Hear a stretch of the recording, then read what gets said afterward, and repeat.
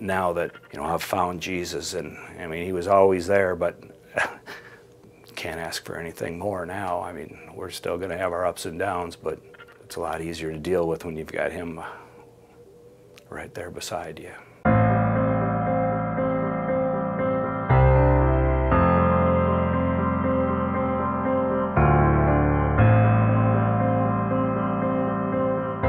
I was raised in a house that we went to church every Sunday, but I didn't like going to church. I didn't like church.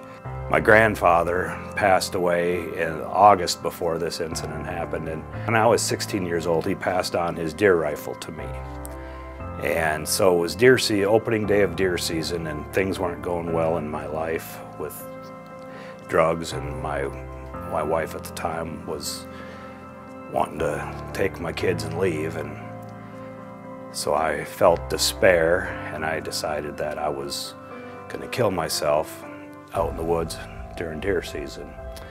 So I basically said goodbye to everybody I wanted to say goodbye to the night before deer season, and we hunt with our whole family hunts together. So we went out drove out to the property. I climbed up in my tree stand, and I remember just sitting there crying.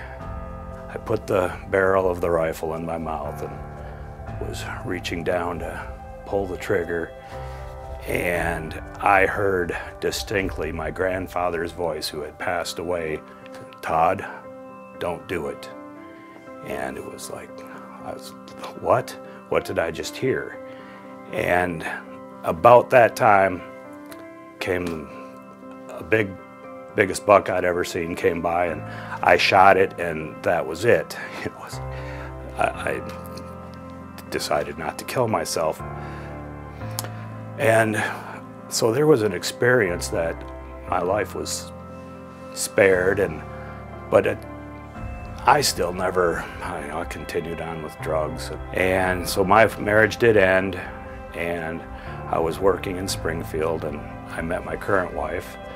And after a year or so, we got married, and we weren't going to church, but her and her first husband, they went to Northside, and that was when they were down at the smaller building down on Valley Watermill Road, and their 12-year-old daughter, or she was 12 at the time, that we were married, wanted to go back to church.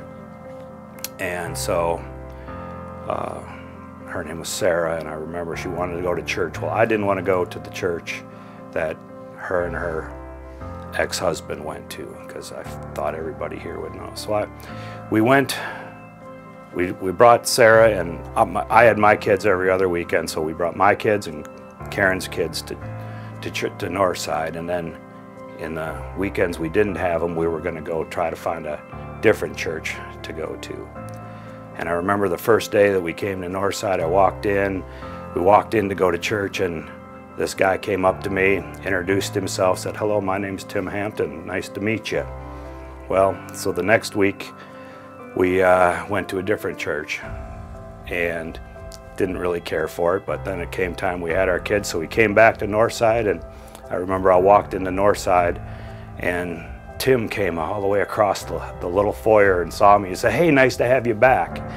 And at that point, it was like, I think I could handle Northside. And so I got baptized down at the old building, and started going to Sunday school, going to church, and got into a small group, and have met the most wonderful friends through this church and small group, and people that I've never had friendships like this. Well, after we'd been in this church for a while, our marriage started to fall apart, and we separated, and I moved out, and we were separated for nearly 4 years, and the staff here was praying for our marriage. Everybody, our people from our small group were praying for our marriage. We decided that we weren't going to continue on with our marriage, and we decided we needed to let Wayne know, because he was now the minister here, and we were going to let Wayne know that our exit strategy, that one of us was going to continue on here and the other one was going to find a different church. And we went into his office and told Wayne, laid it all out for him, and he listened and he listened. And then when we finished laying out our plan, he says, I don't accept that. And it was like, what do you mean you don't accept it? We just told you what we're going to do.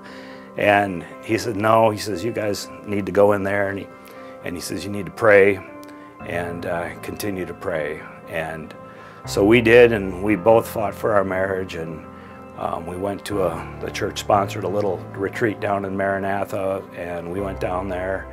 And down there we decided we're getting back together, and that was in 2010. And things are, you know, we still have our problems, but without this church and the friendships we've made, now that, you know, I've found Jesus, and I mean, he was always there, but can't ask for anything more now. I mean, we're still going to have our ups and downs, but it's a lot easier to deal with when you've got him right there beside you. And that's my death to life story.